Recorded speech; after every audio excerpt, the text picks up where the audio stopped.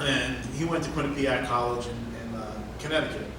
And a couple of his roommates were film students. So when one of the videos had gone up on the internet, and they said, oh, we got to follow this guy around Comic-Con. So they grabbed the camera, they interviewed me in my basement the night before the show, and then we went to the show, and I did my shtick. You know, I'd been doing it for 2 years already by the time these guys came along, so I was kind of used to it. They mic'd me up, they did the whole thing. They edited about 20-something hours worth of footage down to 3 minutes and change.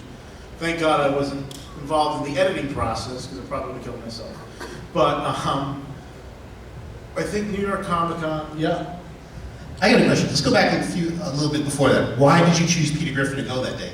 You know, 2012, we had bought the tickets for the show because we used to write for a blog called Geek Asylum. And the motto was, don't break out, break in. And we had some conflicting personalities, and they ended up squashing the blog before New York Comic Con ever happened. So we had these tickets, and we decided, why don't we have fun? So my buddy Andrew had decided, why don't we do like Marvel superheroes? And I was down for that. I wanted to be a superhero. But I'm like, what could I pull off? I don't know. So I dressed as Western Ghost Rider, which was a big mistake. See, I learned the lesson the hard way. It is possible to sweat through a rawhide jacket. It is possible. I've sweat through my skin and then another animal's. That's how bad it was. I actually got heat stroke at the show. I had this like skull mask that was so tight, it was pushing my eyelashes into my eyes. I couldn't have been hotter if my head was actually on fire. So but people were taking pictures of me, and I thought that was cool, because I was very much a fall through the cracks kind of guy. Nobody really gave a crap about me. You know, I really kind of stuck to myself. But that day, I kind of like came out of my shell a little bit. You know, I was the Western Ghost Rider, so I'm posing with the guns and stuff. I thought it was cool. But I never got that much attention in my life, which was crazy. So I wanted to dress up the second day. I had tickets for 2 days. That was a Saturday. Then Sunday, I was like, I want to go and I want to dress up, but I can't wear that same costume again. So what I ended up doing was rummaging through my closet that night, and I was like, what do I have? What can I put together? I wasn't going to do like cheap Batman or anything. You know, I hadn't dressed as Sergeant Slaughter yet, so I didn't have that to fall back on. Peter Griffin actually predates Sergeant Slaughter by a year, not even a year. Because I debuted him in 2013 at EternalCon when I met you guys. That was the very first time I wore Sarge. But I found the green pants because I had bought them for St. Patrick's Day, and then the white shirt, whatever. The glasses, I used to dress like Santa for the company I worked for, so I slapped the costume together. And I remember being really self-conscious. Like, I was like, nobody's going to know who I am. They're going to think I'm a fat John Lennon. So I actually took some masking tape and put it on the pass, the New York Comic Con pass. This was before they were super strict with the scanning and all that stuff. And I wrote Peter Griffin, like a name tag, because I didn't think people were gonna know. And sure enough, I get to the train station, and I bumped into people that I used to work at Toys R Us with, Rip Toys R Us. And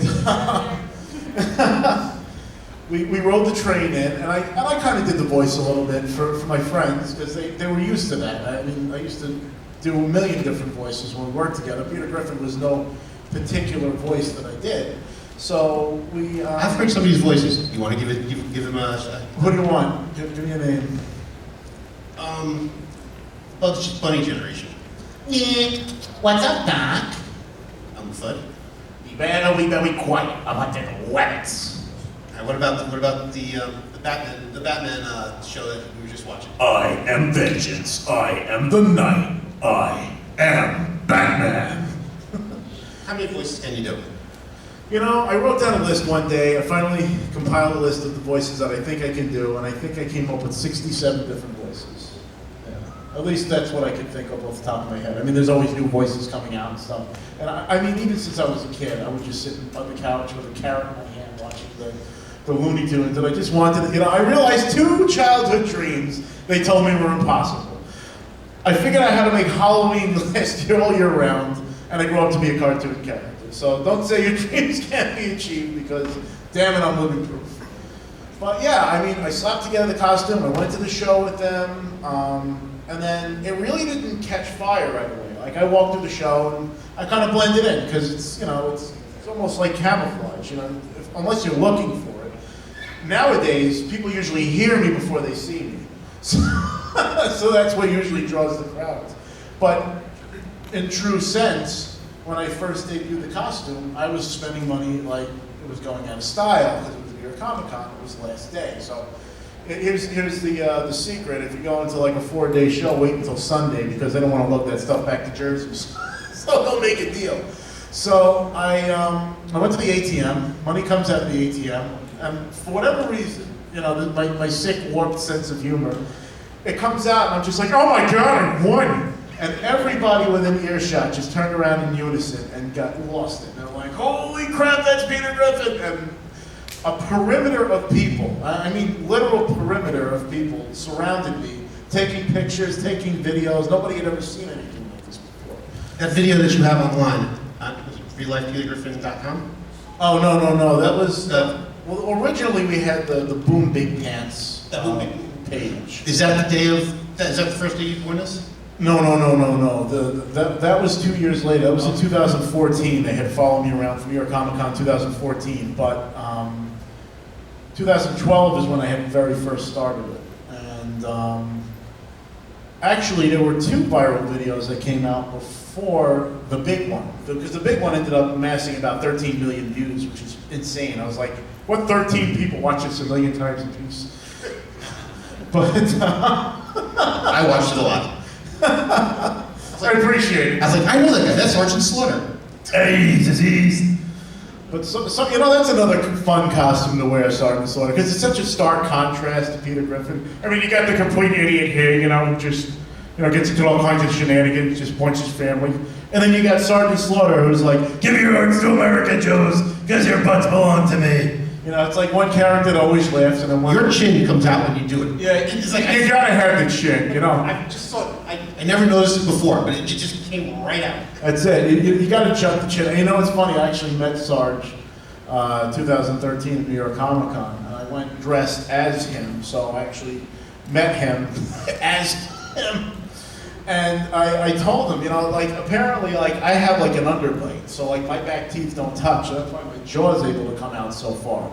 And I told Sarge that, and he was like, they told me the same thing, so that's why Sarge's jaw is like that. He's actually got the same condition I do with the whole underbite thing, which is pretty funny. You know, they say don't meet your heroes, but Sergeant Slaughter's a pretty nice guy. He's pretty awesome. I'm not gonna lie.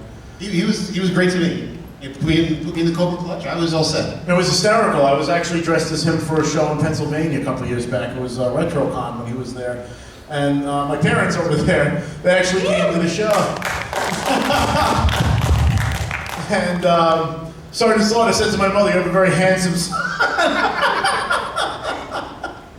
Which was pretty hilarious. But yeah, I got into a lot of adventures over the years in this costume. You know, I never thought putting on green pants would change my life, but it certainly has. That's why I made a special attempt to put pants on today. There you go. Because I knew your story, I said, let me put pants on. Okay, the pants make it the man. That's what it is. And the bird is the word. Bird is not the word. Fun fact, the gentleman right there next to my parents is the man that introduced me to the Surfing Bird song. Won't put no Family Guy even here. Yeah. So that's why I know the lyrics. Even though it's not very hot, it's...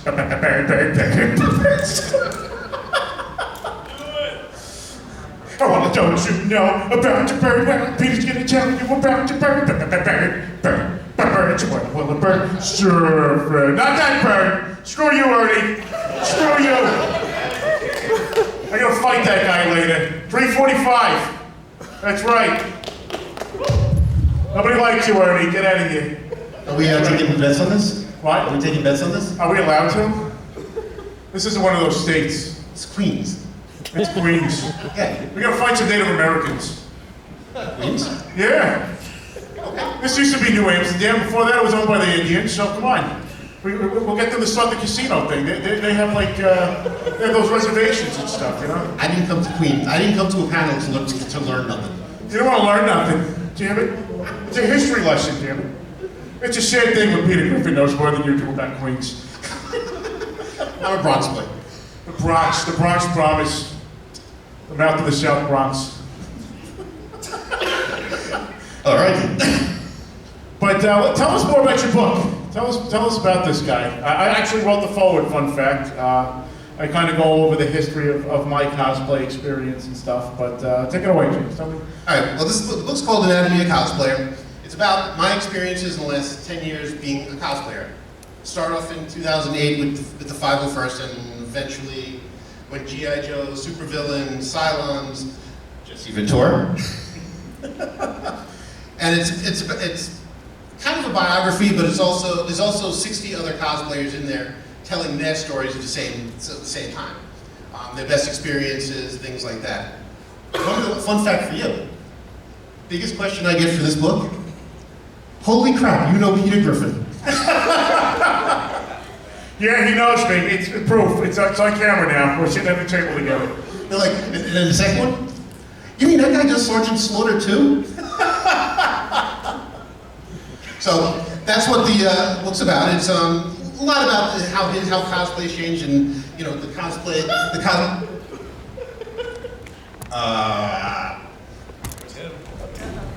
The original chicken. Ladies and gentlemen, the original chicken, Anthony Cross. Let's hear it up. Come on. Clap your hands because he's the reason why this show's happening. Clap your hands for the original chicken. Why? My witness turn around there. What do you want from me? My witness turn around. Turn around. You bastard! That's it! Yeah, that's right. That's what I thought, Ernie. That's what I thought.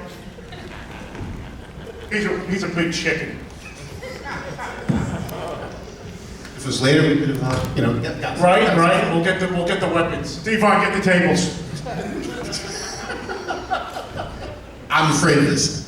This is going to be quite the show. If you guys want to see a man that's pushing 30 hurt himself on stage in front of people, stick around for 3:45. I've seen what's happening. I am worried. The best part about this whole thing is that we're part of a wrestling. He mentioned Jesse Body Ventura. We actually have an 80s wrestling group that we hit Dragon Con every year with. And there's got to be about 25, 30 guys now involved. I think in the there's whole 42. Holy smokes! think- I missed a year, so I mean that makes sense. It has grown exponentially since. We haven't done much in the last year. And I know it's turning into a Dragon Con thing, but we've got everybody. I mean, you know what's funny? We're missing actually a Hogan. Of all the people of the 80s, we don't have a Hogan. do you know why we don't have a Hogan? Why don't we have a Hogan? Because the owner, the founder of this group, only wants Hogan with the yellow tights, not the boa Hogan, not Let me tell you something, brother. If he's not wearing yellow underwear, he's not in the club. But not many people want to wear the underwear. Nobody wants to wear. Even Hulk Hogan didn't want to wear the underwear. He wore what got him paid, you know. Exactly. He made up for it with the knee pads. At least he covered up a little bit more. And he had the belt now. He did it. Yeah, well, that's why he strived for the belt. It covered more of his midsection. That's pretty good. It was more than pants to him. But yeah, we got this great group, and we usually now anybody who doesn't know, Dragon Con is one of the biggest cons in the country, and it's held in Atlanta, Georgia, usually like the first weekend of September. And It's Labor Day weekend, right? It's basically nerdy ground. It's like 4 o'clock in the morning getting beers with Batman. It's the most insane party you'll ever see. And the last time I did it, we had about 20 guys, and we all dressed up like different wrestlers. And we don't repeat. Like I'm the only Slaughter, and there's Roddy Piper, and we've got Macho Man, and the Iron Sheik, and we walk around. We march through the crowds, and the people's faces are always priceless. I remember this one story. This guy got so hyped up when we walked past, because he was like, I was usually leading the whole group because I have the big American flag. And the big American mouth. Exactly. Move it, maggots! But I would march. I would like pick him up and put him down. I would lose my voice by the end of the show. It was terrible. But I would march through, and then their faces would drop, like, holy crap, it's Sergeant Slaughter. And then my buddy John is dressed as Roddy Piper right behind me, but he is like the legit Roddy Piper. The guy who's got his own Piper pit and everything. he'll come in and he'll start pointing fingers, and then Iron Sheik, I make you humble. This one guy got so excited, he actually ripped his shirt like Hulk Hogan. And then you just see the immediate look of regret when he looks down. He's like, that was my only shirt. That was Eternal Con, right? That was Dragon Con. That was actually the very first time I ever dressed as Sergeant Dragon Con.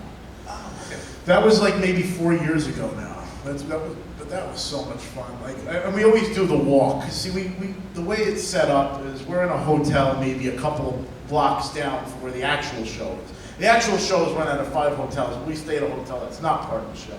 And what's cool about it is it's a Ritz-Carlton, so usually the celebrities will be staying there too. Like I rode the elevator with Giancarlo Esposito, which was really cool. He played Gus Fring on Breaking Bad, and he was also, he was in a bunch of stuff. You've seen him, you just don't know his name. He's one of those TV actors, like, oh, I've seen that guy. But we do this march, and we usually pass, I think there's a Hooters halfway through, but it always falls, Dragon Con always falls on the same time as some kind of big sporting event every year. So you got a mix of jocks and geeks all staying in the same hotel. So when we walk past that Hooters, everybody in there loses it, because wrestling is huge in the South, especially in Atlanta. And it's sports. It's sport geeks. It's sport geeks, yeah, exactly. And we're sports entertainment, so like people lose their minds. And the most fun part about that is when we hit the wrestling show, because they actually put on a wrestling show every year. One of the local indie wrestling troops puts on a show, and Xavier Woods from the WWE actually goes every year because he's a big geek. He's a cosplayer. And we usually crash that show, and for the last few years in a row, they've actually let us in the ring after the show's over to take pictures and stuff, which is really cool. But that's a whole nother one. I gotta start going to Dragon Con. Yeah, I've never been there because I've been wanting to. I missed it last year, and I'm gonna miss it again this year. I'm really sad, but next year, hella high water if I have to drive again. Although, word of advice, if you're gonna drive, don't go with people that sleep. Sorry, I can't go. It was rough, but I mean, it took me 17 and a half hours total drive time to get home. I hate sitting there for more than an hour, so like I was just fit to be tired by the time I got home. We've gone to Gen Con, and it's a 12-hour drive. 3 of us took. Every 2 hours we couldn't take it anymore. We had to switch out. Yeah, I hear you. One shot. It's a tough drive, but it's I tell you, the con's worth it. It truly is worth it. You know, if you guys, I don't know if you guys are into cosplay, but if you are and you're into partying, definitely check out Dragon Con someday, because it's so much fun. And they have a jacuzzi, so forget it. That just makes the whole trip worth it.